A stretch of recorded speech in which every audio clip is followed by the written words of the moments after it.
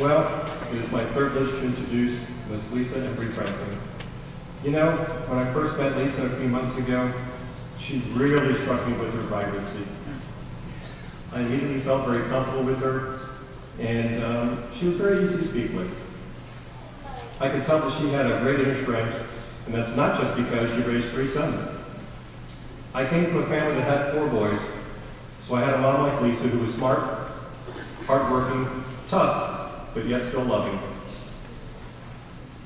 Lisa earned her stripes, so to speak, as a 10-year veteran with the U.S. Air Force.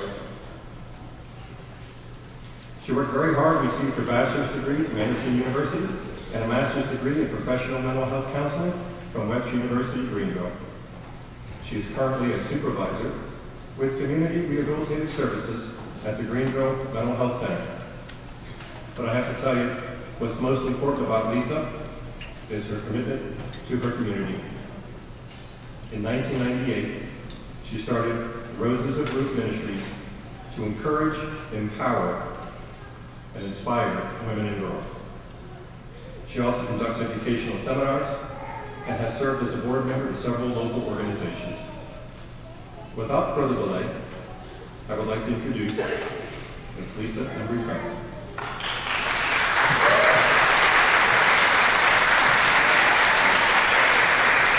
Good morning. I see some faces I know and others I'm not familiar with, but congratulations to each of you, and I personally am proud of each of you. I noticed that when you all sat down, I heard this collective, oh, I'm done. So just be really proud of yourselves and move forward. This is a really good time to ask for money because your family is like really proud of you right now. You can get cash now. Ask for cash. If you would, if the graduates would stand and just give your family members a hand. Those family members, those friends, those associates who supported you, if you can tell them thank you.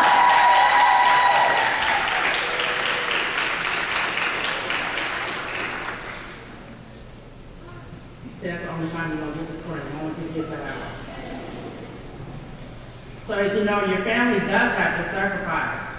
It's not just you that goes to school. Your children have to sacrifice the time they would have spent with you, your spouses or your partners. They had to give up the time. Because I can remember when I was in school, my oldest son, who was over there, my media guy, my oldest son would come to my house and bring me plates for dinner because I would be so engrossed in studying that I would forget to eat. And he would come to my house and bring me plates. My grandson, he was like, who's Nana? I had to hold up pictures because he didn't see me as often. He was like, where's Nana, right? So our family, along with us, our family helped us to get here. Our family and our friends. And for those people who have haters, I am motivated by my haters. Were it not for them, I might have stood still. So keep hating if you want to. Right? When I got done here at Webster, I really had a really good experience here at Webster. Got to meet new people, hear new ideas, learn how to think more critically when it came to the counseling field. And when I go to my job now, I see the textbooks and the theories and all those other things that come to life. I get to put my hands on that individual who really is schizophrenic. I get to talk with that individual who is diagnosed with PTSD, as opposed to just reading about it in a book. And for you business majors, your texts become alive as well when you enter into the workforce. Those things that you only read about that kind of made sense, they'll make a whole lot more sense once you get your hands in it. I also, because I'm at mental health, I got promoted, thankfully, when I finished my master's degree. And I can remember getting the degree in the mail. I was so excited. Ran out and bought a really cute frame and everything, and I hung it up in my office. And really what ended up happening is I was hanging it up to remind myself Lisa, you actually do have a master's degree, right?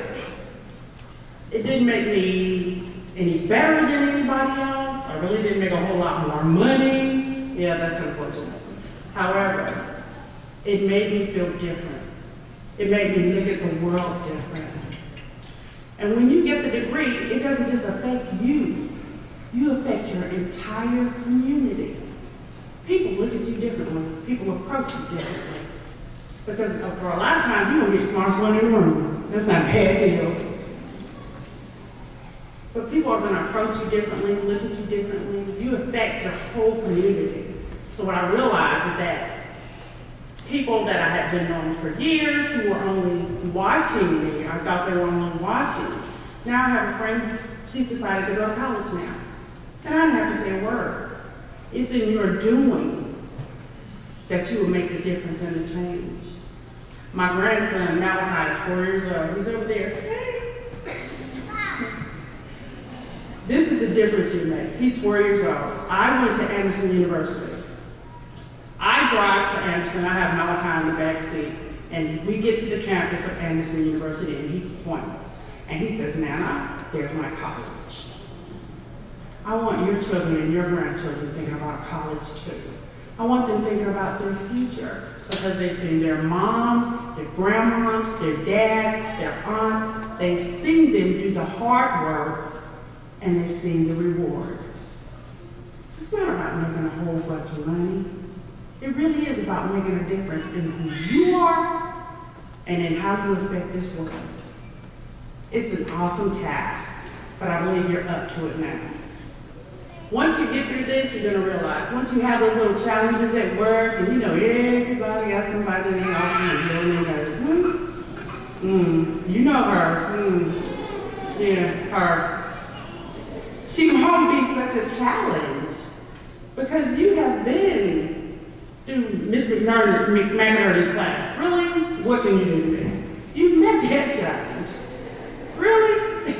I took that little thing on the line, that $50 million, 50 questions to get the little certificate.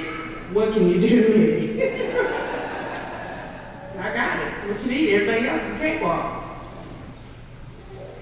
So now you realize how resilient and strong you are, how magnificent and wonderful you are. If you ever doubted yourself, you can let that go now. Those days you were studying for that midterm and going, oh God, please let me remember. Please let me remember. Yeah, you did. You remembered. So, this is what I want you all to remember if you don't remember anything else. Okay?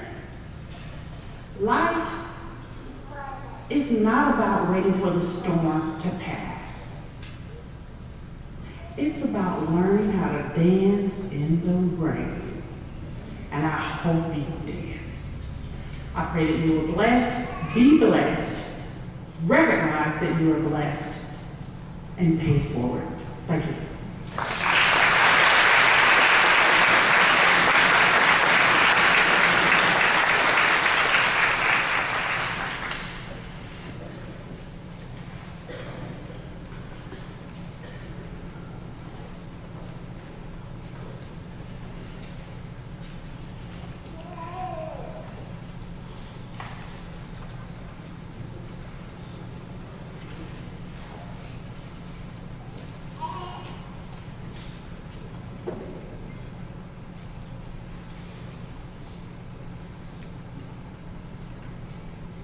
Proudly presenting you with you, Lisa, for the commencement speaker of June 16, 2012 commencement, with the deepest appreciation and recognition of your time and thoughtful work in Webster University, Greenville, Metropolitan.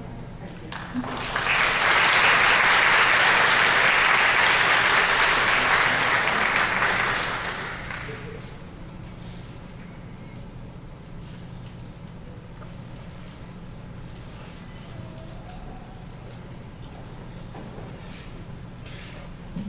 Thank you, Lisa. Those are great words. You are truly an inspiration to us all. I would like to introduce a familiar face to many of you here today, Dr. Samuel Cooper. As many of you know, Dr. Cooper was the campus director in Greenville for many years and has been with Webster University for 17 years. He now serves as our statewide academic director for 7 campuses in South Carolina. He has been a wonderful person to work with, and I would like to ask Dr. Cooper to come to the podium as we proceed to the conferring of degrees. Dr. Cooper. Good morning, graduates. So, how do you feel? Wonderful. I heard wonderful. Well, great. That's good. You look good, too. You know, you have a reason to feel good about this morning, and I believe Mr. LaCour mentioned this earlier. This took a lot of work. And in fact, you know, what I typically like to do is one last pop quiz before you come across the stage. That's the way academic guys are, you know, we like to be the party quickers. So we got a pop quiz this morning. One question. Was this easy? No. And aren't you glad? Because now you have something to be proud of. And just like Lisa, you know, I was so impressed with Lisa standing here. I don't know if you could see what she walked to the podium with, but I did. A little strip of paper with a few words on it. She spoke to you from her heart. And I thought you did a great job. So I want to congratulate each one of you this morning. And at this time, I want to ask all of you to please stand.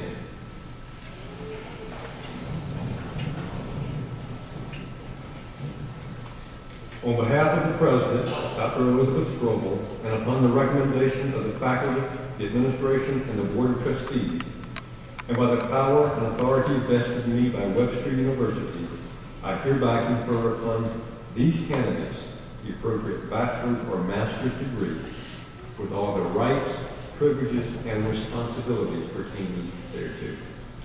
Your name will forever be held in the alumni records of Webster University. You may move your tassels.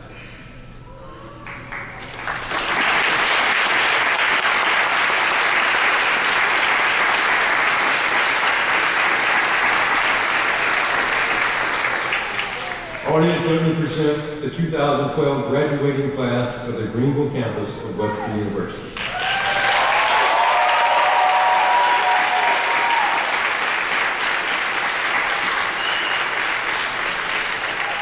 You may be seated.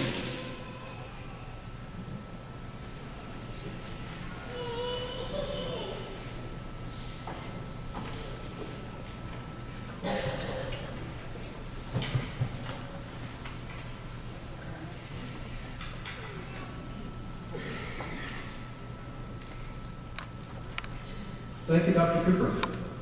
At this time, I would like to ask Ms. Claudia Cox and Ms. Mary Jo McInerney to join us at the podium over there, and for the coordinators to join us over here